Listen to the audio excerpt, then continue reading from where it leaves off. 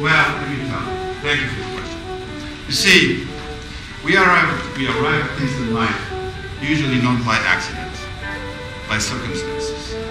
And I don't want to be too biographical, but the reason why I do this is because of what happened to me in my life, and I'll tell you very briefly. I was born in Morocco, Tangiers, Morocco. When I was 10 years old, my parents immigrated to Europe. I was 10 years old. It was a new language, new culture, and I lived there until I was about 21 years old.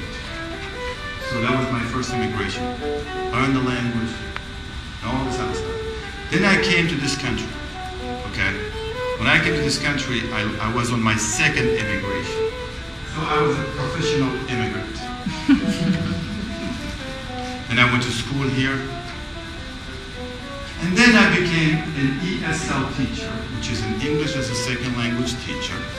And every day of my life, I spent with immigrants. And here I am sitting saying, you know what? What am I doing here? People from China, from Europe, from South America, and so on. And as I worked, I didn't come here all of a sudden I got this. No, it took me a long, long time to understand this. So I don't expect you, expect you to think about this because it takes time. Remember, it takes time.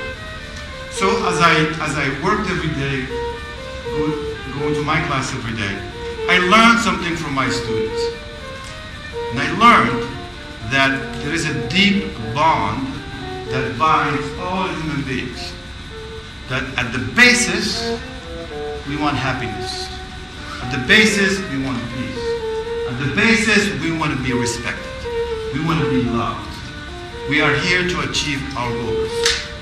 And so I took that message and I thought about that message. And then 9/11 happened, if you remember, some of you I'm sure do. And then Muslims were very bad. Bad people. And intolerance. A lot of discrimination against Muslims continues today. Intolerance. Remember? Intolerance. Which happened in history all the time. Think of slavery. Think of the Holocaust.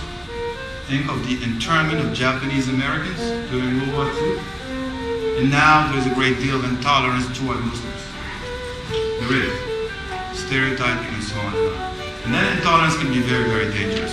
So I do it, to go back to your question, I do it to share with people my experience as well as what I have learned, because I truly believe that if you really were given the proper information and you're allowed to think about this, then conflict, fighting, racism, xenophobia, I believe that logic and education can help us bring that further down.